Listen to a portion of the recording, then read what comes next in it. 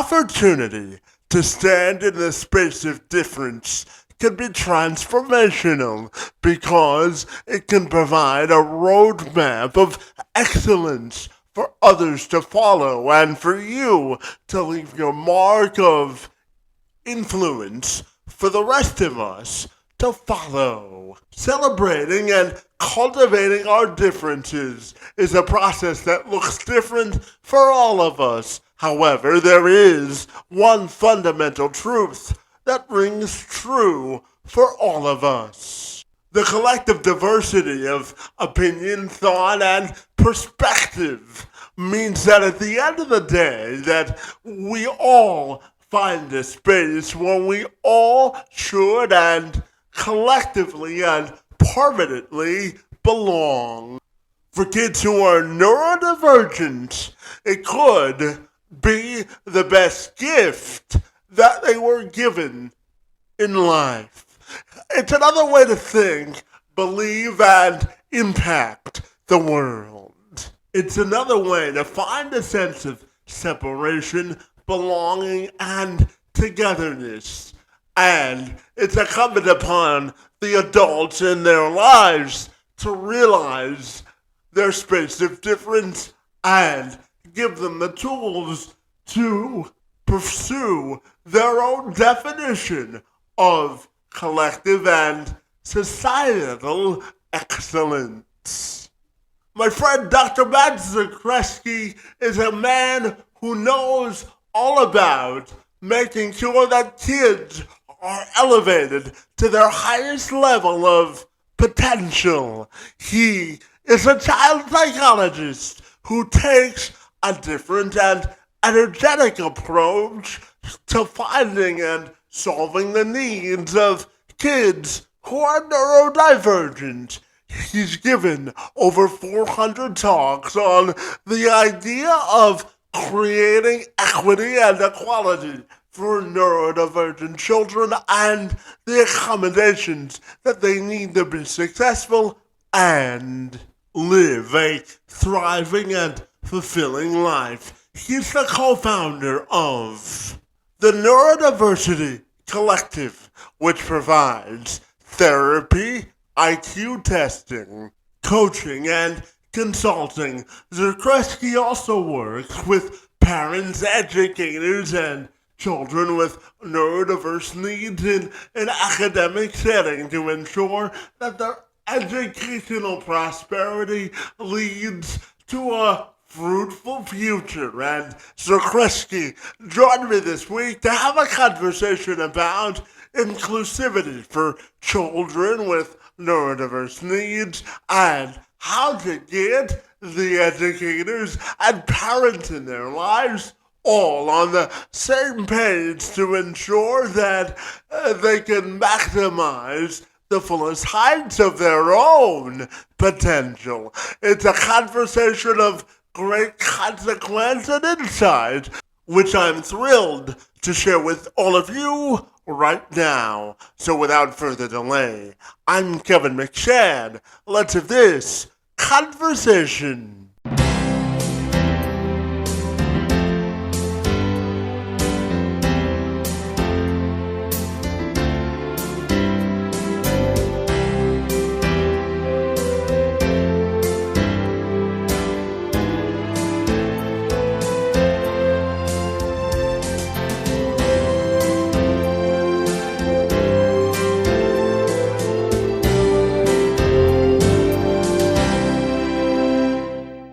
Absolutely. Well, Matt, I have to tell you, I'm thrilled to be with you this morning to talk all about neurodiversity, my friend. So I want to welcome you to the program, and I'm excited to engage in conversation with you this morning. Let's do it. Yeah, and Matt, I know as a clinician, you take an innovative approach to serving your clients with neurodivergent needs, my friend. So tell me, why do you love what you do? And when we look at neurodiversity, I look at it as a competitive advantage. Would you agree with that? I think it can be, right? I think one of the things that I am really sensitive to in the work I do is trying to split the difference between neurodiversity as a superpower and neurodiversity as a challenge, because we want to search for strengths. My colleague Christina Collins always says, don't be a deficit detective. Like, don't only look at people's weaknesses. But I think you've got to acknowledge both, right? One of the exercises I do with people is I say, like, let's plan a party, right? So we get a bunch of people in a room. It's like, let's plan a party. Who wants to do what? Who wants to cook the food? Who wants to get the drinks? Who wants to find the venue? Who wants to take money at the door? Who wants to be the DJ? Who wants to mop up afterwards, right? We try and put people in positions of strength. If I love doing a party, right? I would happily host a party. You don't want me taking money at the door, right? I'm going to forget. I'm going to put money in the wrong place. I'm going to lose somebody's credit card. Like, I'm not good at that stuff, but I'm a really good party host. I'm a really good DJ. I'm a really good cook. So you want me in one of those roles. So neurodiversity can absolutely be a competitive advantage, but we also need to make sure we're accommodating, we're buffering the parts of it that are a challenge. Yeah, absolutely. And, Matt, I want to talk to you about the idea of equality and equity for children that are neurodiverse and really putting them on a pathway to sustainable success and really helping parents understand that their way of raising children may be a little bit different, but it can be a fulfilling experience. So talk to me about the idea of equity and equality for children with neurodiverse needs, and what does that mean to you, my friend? Oh, so I mean, I think neurodiversity is it's one of the most important new frontiers in equity, right? Everybody needs to get what they need. Right? The classic example here, right, is if you four people come to a doctor's office and one of them has a sprained ankle, one of them has a cold, one of them has a black eye, and one of them, hurt their back, I'm not going to give everybody cold medicine because that's not what everybody needs. And people are so caught up in things being equal, right? It's like, well, we want to give everybody the same thing, but some people need different things, and that's not a bad thing as long as we have a very high floor of what the universal gets are. So when you're a neurodivergent learner, you may need content delivered in a different way. You may need more executive functioning support. You may need to bring in extra or additional teachers, right? One of the things that gifted education has traditionally struggled with has being seen as special education, right? Gifted education is a tier 3 intervention. We're just used to doing that on the other end of the IQ spectrum. But if you've got a 10-year-old who can do calculus, that's a big intervention, right? That's a huge thing. If you've got a kid who is gifted but is struggling with reading, someone who's twice exceptional, we need to do a tier 3 intervention both to give them gifted level supports, but also to accommodate the dyslexia. And that's where I think a lot of schools get bogged down, because they're like, how can we meet them at the highest highs and at the lowest lows? Well, we just need to find out where people are and meet them at their various levels. Yeah, and Matt, I'm glad you brought up the school angle because I'm curious to ask you about forming a relationship of excellence within the school community. Because, when you have neurodivergent children, the old adage, it takes a village to raise a child, but it also applies to making sure that we maximize the educational potential of neurodivergent children. So tell me about the relationship aspect of building a child up from an academic standpoint, because everyone has to be rowing in the same direction, right? They do, and that is unfortunately a lot easier said than done, right? Getting everybody rowing in that same direction. So one of the things that I tell people often is every kid has gifts. Not every kid is gifted, right? Gifted is a separate thing. It's an IQ of 130 or higher, right? So I want every kid who goes through every school, whether it's public school, private school, charter school, homeschool, cyber school, whatever it is, I want every kid to be aware of their gifts, the things that make them special, the things they're good at, because that's really important. Those are the reasons we come to school. Those are the reasons we engage in professional learning, in personal learning. I mean, you know, you go to a bookstore, right? I don't think you buy books at the bookstore that you don't want to read, right? Like if you're not like a World War II guy, I don't think you go to the World War II section. You're like, oh, I'm going to buy this book on tanks, right? You're going to buy books on comic books or space or crocodiles or whatever you're interested in. And school has had for so long this idea of like top-down learning, like we're going to tell you to read Huckleberry Finn. You're going to read it because we told you to. And maybe that's backwards. Maybe we should work with kids to help them find the things they want to learn about and put it through the lens of the things we can teach them. If we do that, then I think you see that more kids are going to enjoy school, more kids are going to find their gifts and spend more time practicing the things that they feel best about rather than being dragged down by the things that their brains just don't do as well. Yeah, and for you, man, I'm curious to ask you, what fascinates you and the work that you do the most in terms of working with a diverse group of people and helping them reach their fullest potential. It's a long way of asking you, why do you love what you do, my friend? Well, I love what I do because I am a neurodivergent person, right? I grew up as a gifted kid and I was diagnosed with ADHD in high school. And I realized that if I ever got to be a psychologist, I wanted to work with kids like me because a lot of kids, a lot of adults don't understand what kids with neurodivergent brains need. And so if I can be their voice, if I can be their advocate, if I can be a place for them to rant about things being unfair or talk about deep Star Wars canon or whatever it might be, then I'm making their lives a little bit better. And that's really important to me. So, I mean, I think like a lot of my colleagues, this work is personal and professional for me. I love what I do, and I get to see kids like me do better when they are challenged and supported, and most importantly, when they understand how their own brains work. Right? I start a lot of the work I do. It's like, hey, here's the differences in your brain. Right? This isn't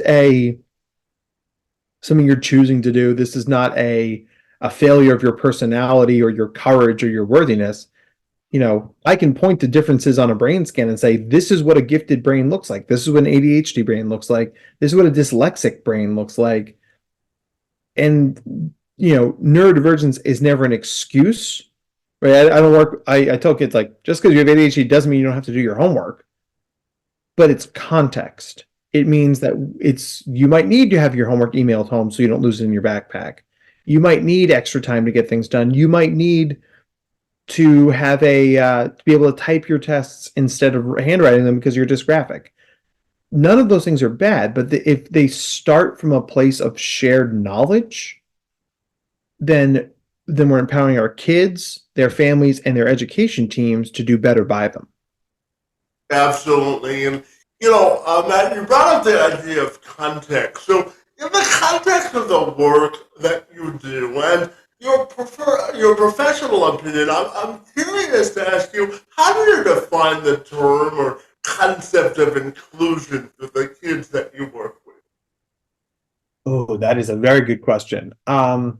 So inclusion to me means the least restrictive environment, right? We want all kids to get the education they need and the pieces of that education that come with like socialization, access to extracurriculars, an environment that gets them and loves them and wants them to do well, right? All those things are important. So inclusion means, how much can we get kids in the right environment for them, and what does it take to keep them there? So if you have a kid who with significant social anxiety, like let's pick that example, right? Or a kid who's autistic, like it it might be hard for them to do lunch in the cafeteria with 500 other screaming kids, right? That might be a sensory nightmare. That might be socially very challenging. Now, if the kid says, I want to eat lunch with my friends, we have a professional obligation to get them the closest version, the most inclusive version of that experience. Now, if the kid wants to eat in the cafeteria with 500 people, great, let's do it. Let's find a way to make that work. If we realize that that's not a thing that's possible or not possible right now, what is the closest approximation to that thing we can give them? And to me, that's what this all boils down to, right? Because when we give them the closest approximation, then we are including them in broader conversations about their value, about systems, and about how we can give them what they need. It just may not look like how everybody else got there. Yeah, absolutely. Man, I'll share just a quick story about myself. I know that you've watched a couple of episodes of my podcast, and that I have cerebral palsy, and I also always tell people that everyone's portrait of success is different. It may not always look the same, but as long as it's productive, it's effective. That's my motto, okay? Yeah, love it. Yeah, absolutely. And, Matt, I'm curious to ask you about the whole idea of connection with an audience. I know that you've given over 400 speeches on the topic of neurodiversity, my friend. So tell me about connecting with an audience. What do you think makes a great speaker? Oh, well, I mean, this is the thing I've been thinking about a lot as I do more speaking. Like, there's a lot of people out there who think they're speakers, or a lot of people who are speakers, right? And I think that to be a good speaker, to connect with people, it really comes down to three things, right? It comes down to you got to speak from the heart, right? People can smell inauthenticity a mile away, right? Why was I drawn to your podcast? Is because you show up as this incredibly authentic person. I was like, this is somebody I want to talk to, right? You put that out there, people respond to it. The second thing is that you've got to meet people where they are, right? You can come book a thing that's like, hey, you should be more psychologically minded, and you should be kinder, and you should do all these things. All right, bye, and you leave. That's not meeting people where they are, right? That's telling them what they should be. And one of the things we know in psychology is you can't shame people into getting better, right? Shame might motivate quick behavior. It might motivate somebody to go to the gym once, but it doesn't motivate people to continue going to the gym, right? You've got to meet them where they are and honor what they've done so far, and then give them steps to get to where you want them to go, which is step 3. You got to leave them with personal, practical strategies, right?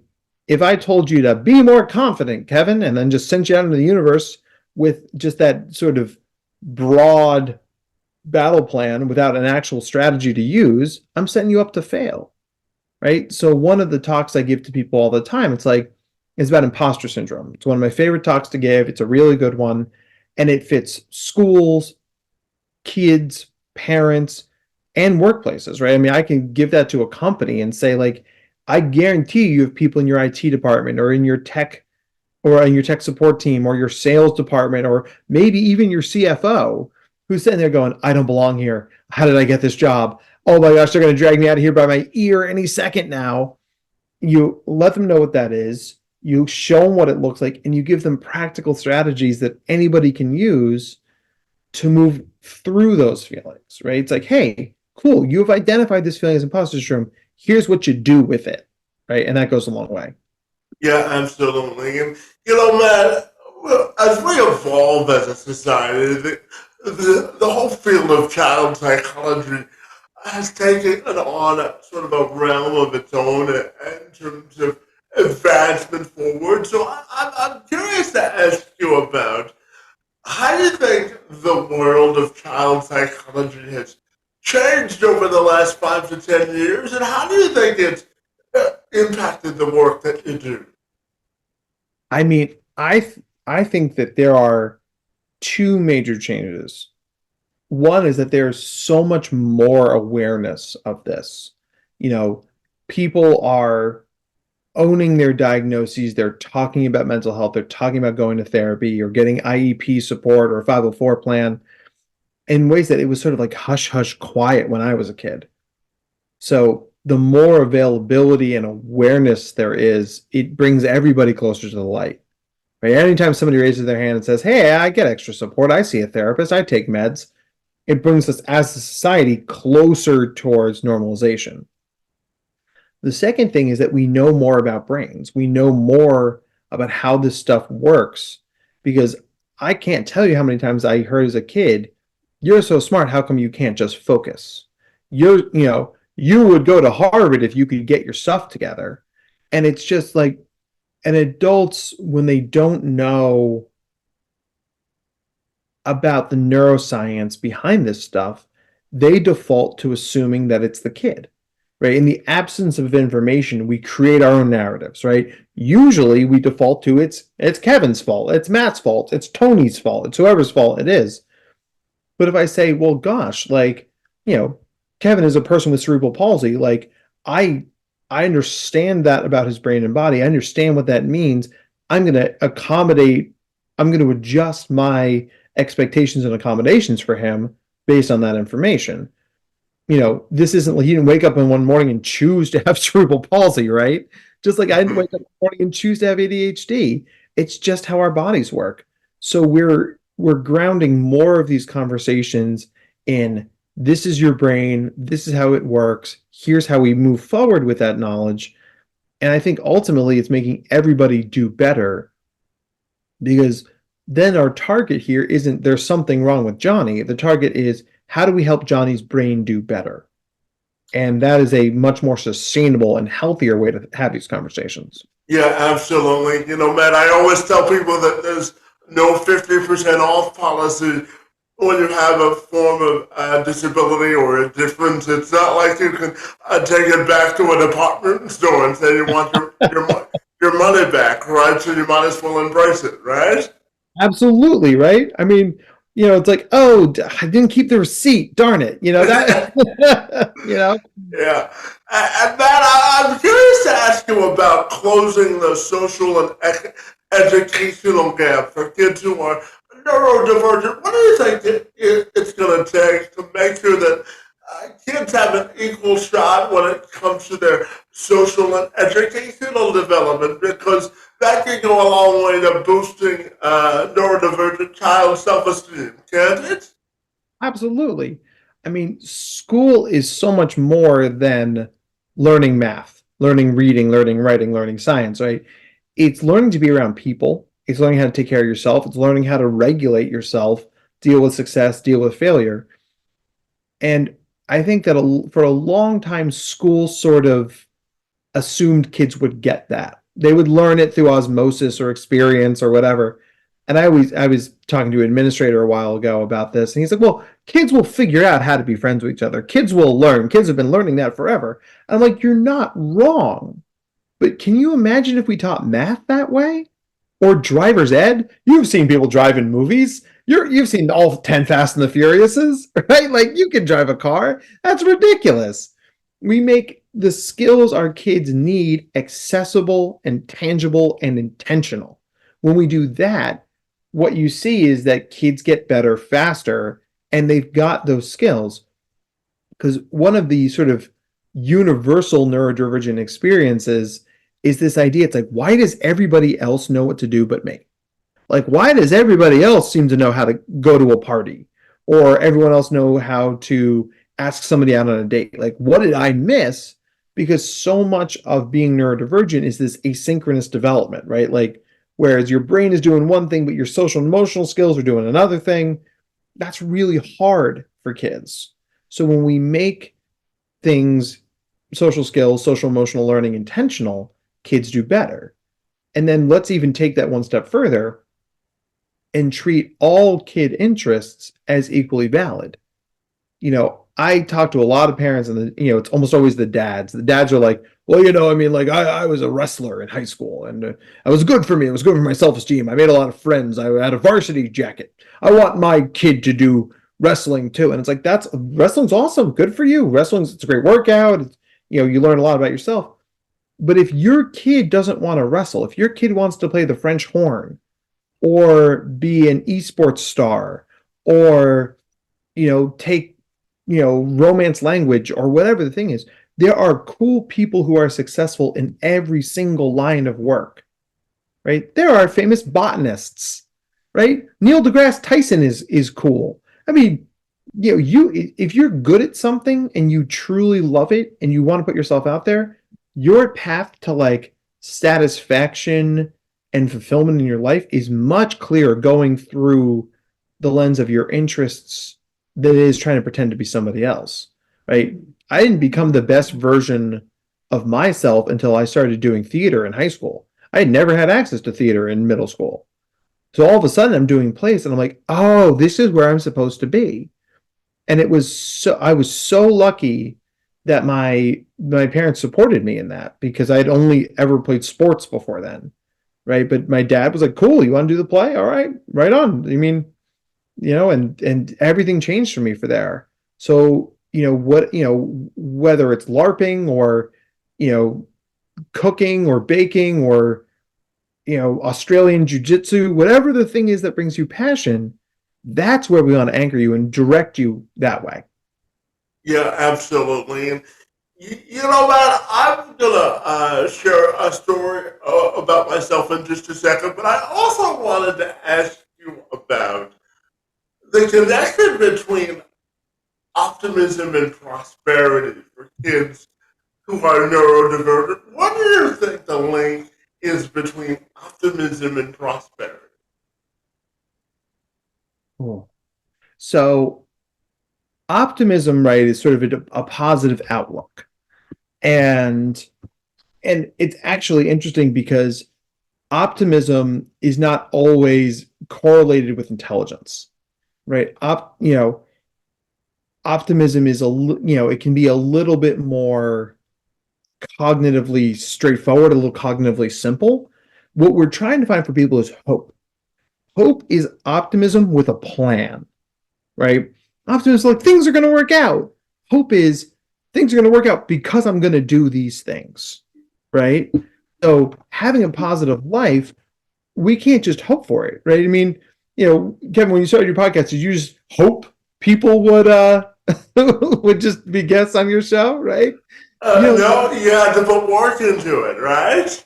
You got to, and that work is hard, and there's a lot of failure, and there's a lot of struggle, and those things matter a great deal, right?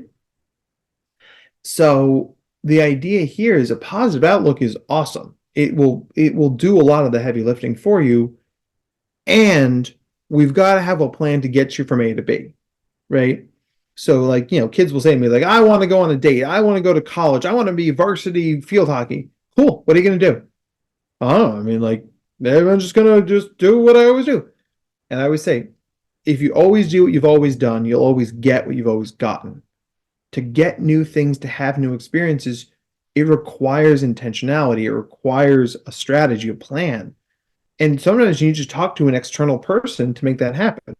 A therapist or a coach or a mentor, or even just being vulnerable and saying to a family member or a friend, hey, I'm really struggling with this. Can you like nudge me in the right direction? Or you can tell me what am I missing here? That's it. Those are foundational life experiences.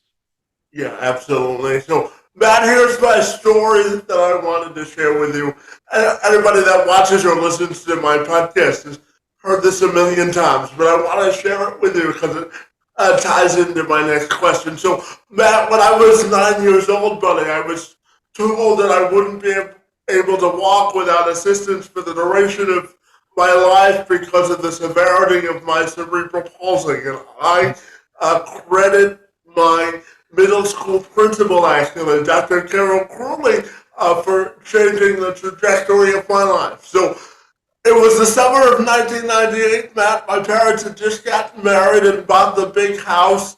and I had to start my fourth year of elementary school. But the day before I was to start school, I had to go to London, Ontario, Canada, which is about 2 hours away from where I live. And I was in a hospital conference room at Times Valley, a children's hospital, and Dr.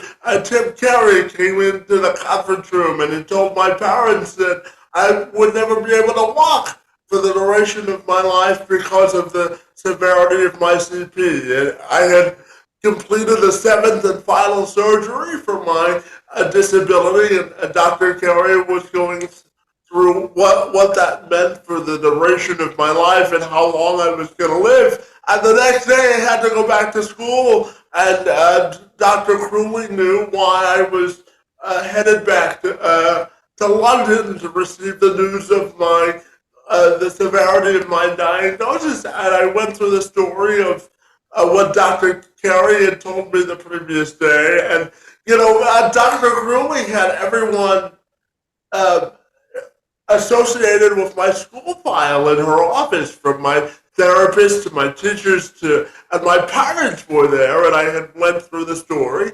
And then at the end of the story, it was a cathartic experience for me because, I was searching for a sense of compassion. And at the end of the story, Dr. Crewley had put her hand on my shoulder, and she told me that the only limitations on your life are the artificial ones that you place on yourself personally. And ever since then, I think that was the turning point of my life. So I'm curious, when you talk to parents and kids, how do you sort of be their moment of impact and difference, and tell them that their portrait of success will be a little bit different, but it will also be effective? How do you try to be the impact of difference in the work that you do? Well, I mean, and thank you for sharing that story. I mean, it's so beautiful. It's so appropriate. I mean, you know, it only takes one adult to believe in a kid to change their life. And I have a feeling if you're the sort of person who listens to this podcast, you are already that kind of adult that would listen to a kid and find a way to meet someone's needs. So that's amazing. The idea here, I often tell this story. I used to work in when I was in grad school, I worked in a psychiatric hospital, and there was a gentleman who worked there, and we were having a tough time motivating him, and this guy, I mean, I cannot even begin to tell you, he was huge, 6'5", probably 340, just a big guy. Kind of guy, when he ran through the double doors, you didn't stop him because, like, it's like the juggernaut. You're just going to run right over you. So we were trying to find a way to get him engaged and asked him, like, what do you want to be? What do you want to do?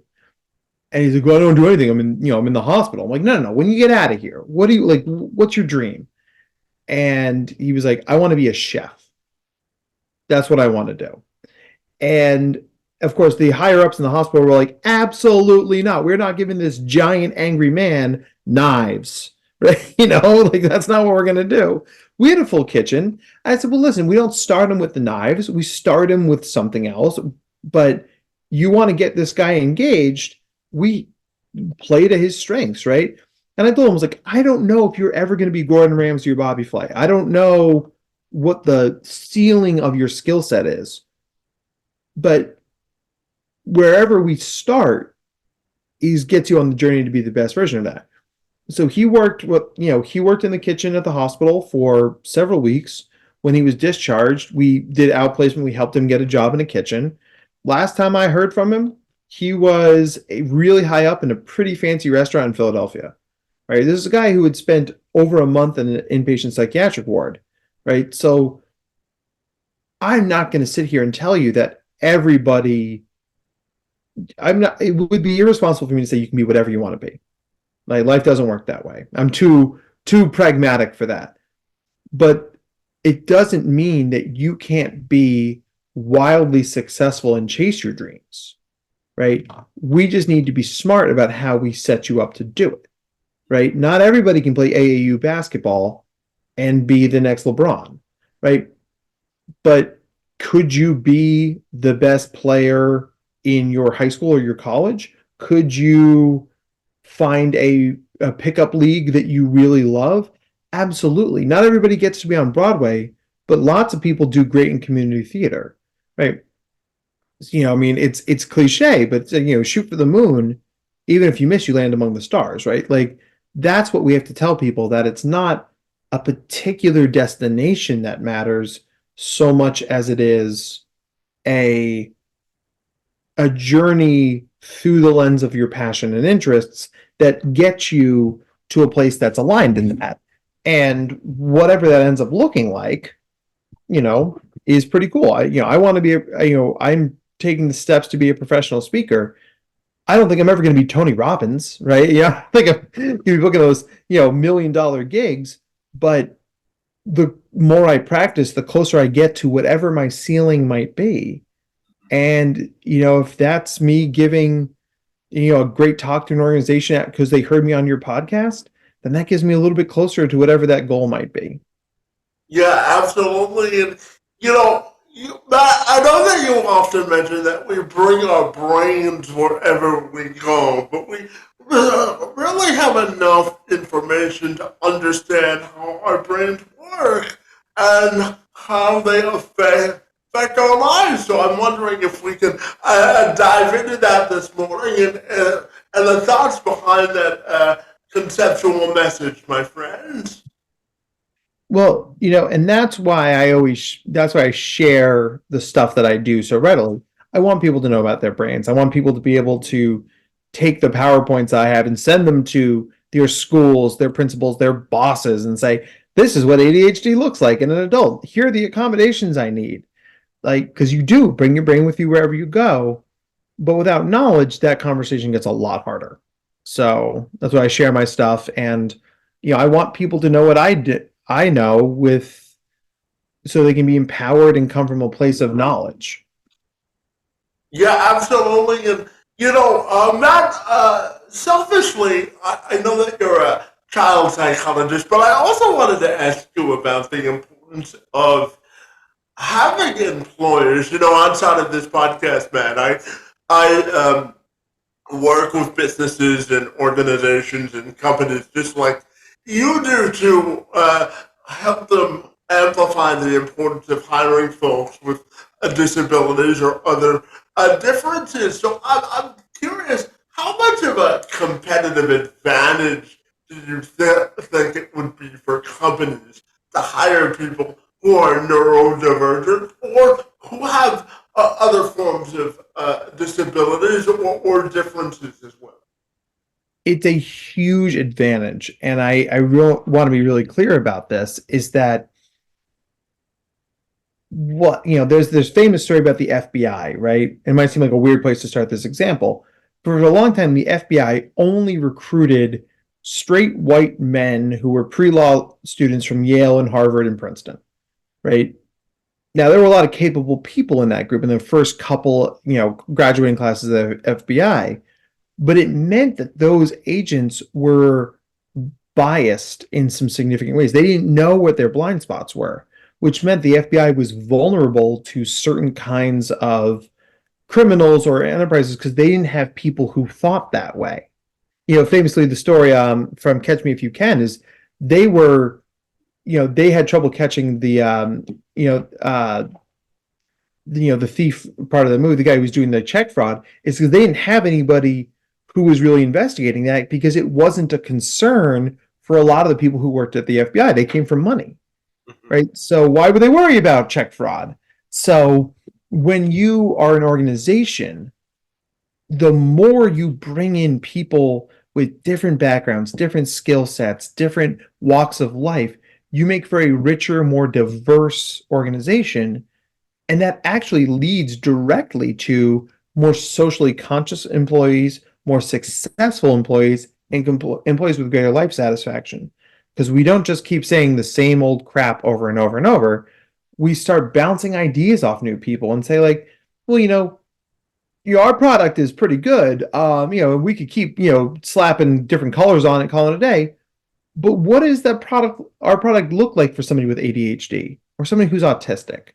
or somebody who has cerebral palsy. Like, if you don't have those people in your organization, you tend not to ask those questions. But when you ask those questions, you find that you get richer answers. And if you ever watch the show Shark Tank, Mm-hmm. it's amazing how many people who are on that show are like, I'm the parent of a kid who's blind. I created this thing to help blind people. And I didn't even know it was a problem for blind people until I had a kid who was blind, right? You don't think about it till it faces you. But, the guys on Shark Tank, I mean, these millionaires, right? And billionaires buy these products because they realize they see the value of people from different perspectives, different walks of life coming to you and pitching their journeys, their stories. That can play out in every single business in America, from the local coffee shop to Google and everything in between, right? Because that's yeah. Yeah, absolutely. And, man, I'm a huge believer in the idea that we make time for the things that we prioritize, and our own individual happiness is for us to determine, because expectations in life. I always tell people, they always ask me why I'm so positive and uplifting. First of all, I tell them being negative takes a whole lot more energy than just being positive. But I also tell them that we make time for the things that we prioritize, and everyone's expectations of ourselves are harder to meet if we don't have our own individual level of expectations, because if you don't have a foundation to build on, then it's hard to reach anybody's expectations of yourself. So I'm curious to ask you a two-part question here about how we can take control of our own happiness and well-being, and the importance of advocating for ourselves, and what that looks like for people who are neurodivergent, and for children as well. So you can take that question in any direction you like, my friend. So many directions. So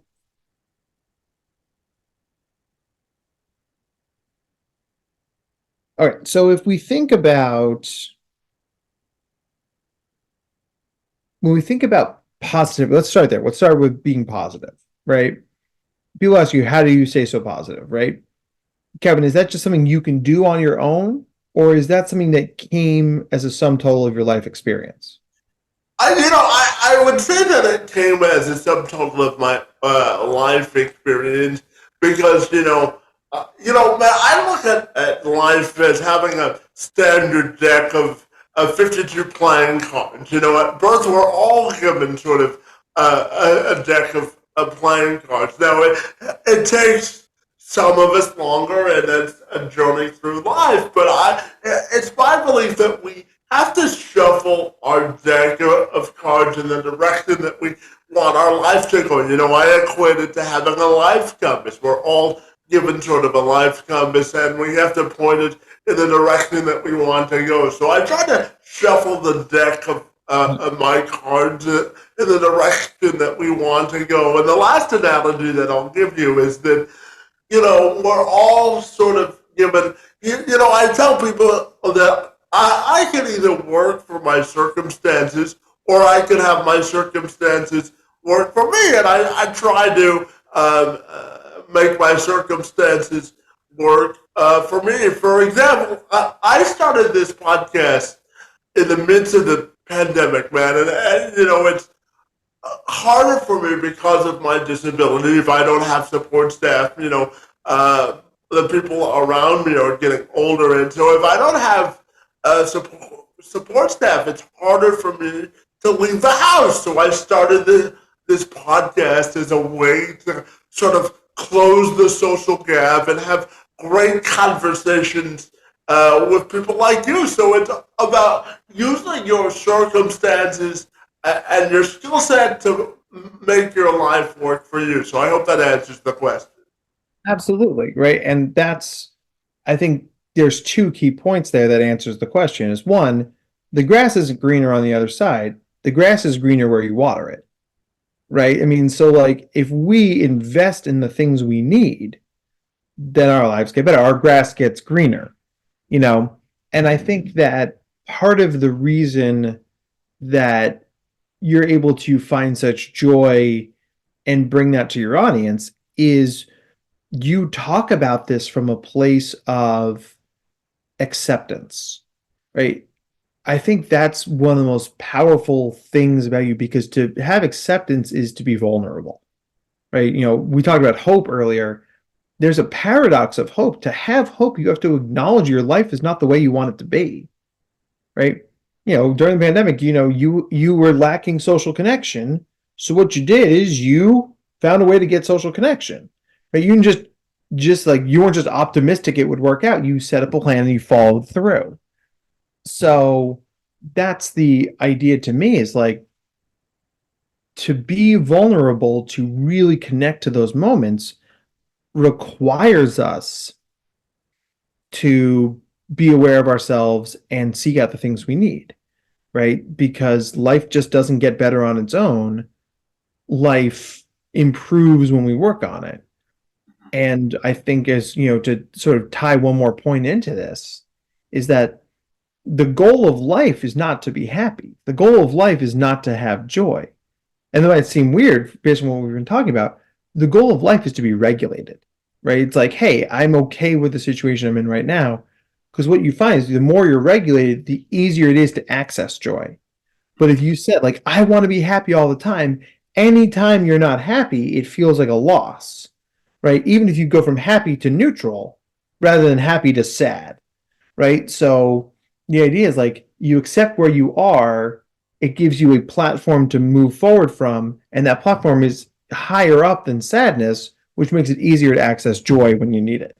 Yeah, absolutely. And Matt, I've got three questions left for you. And the first, my friend, has to do with the idea of, you know, meeting parents where they are and really giving them sort of a reality check of their role once they learn their kid has been diagnosed with neurodivergent needs, or the gift of becoming neurodivergent. So I'm curious, when you talk to parents and educators about advocating for those children, what's sort of the frank moment that you have with both parents and educators to get them really on the same page, which is really making sure that their kids are successful? So take me inside those conversations and how you structure them to make sure that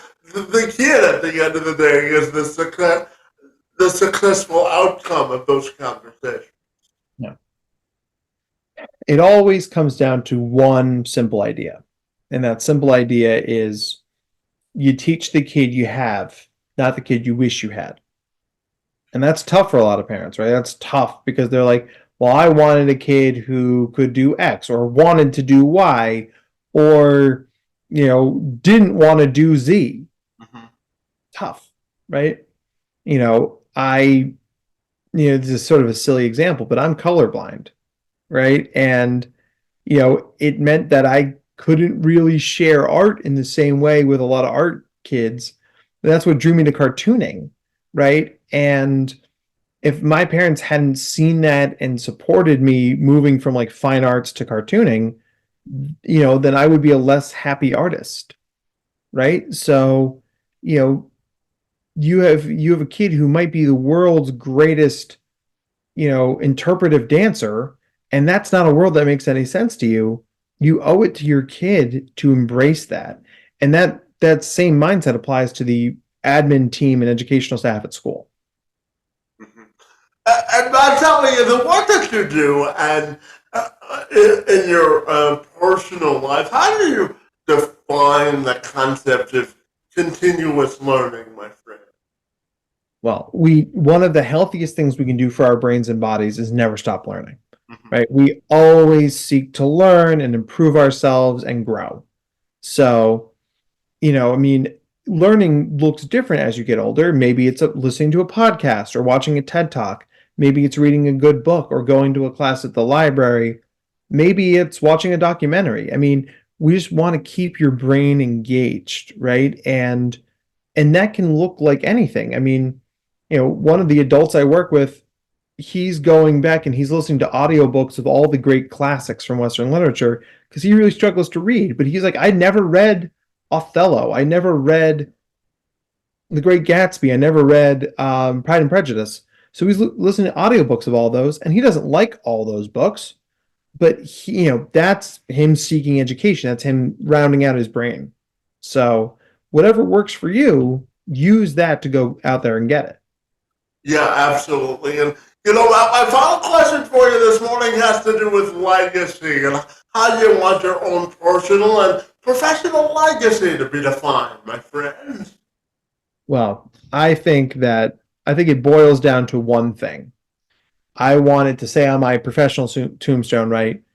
At least one kid's life is better because Dr. Matt existed, right? And I mean, I think my legacy hopefully is defined by that, because if one person's life is better because of the work I do, then it's all been worth it. And as I move to bigger audiences and seeing more people in different spaces, it gives me an opportunity to help a lot more people, right? So, I want people to leave listening to me feeling empowered and understood and seen, and have them leave with not just optimism, right, but hope.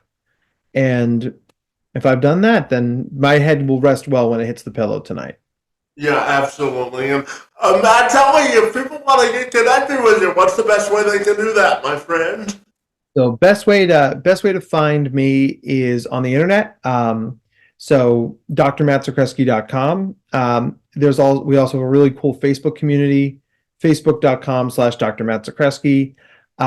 Because I have a unique name, all you gotta do is just punch me into Google, and a lot of stuff comes up, a lot of podcasts, a lot of talks, my own website.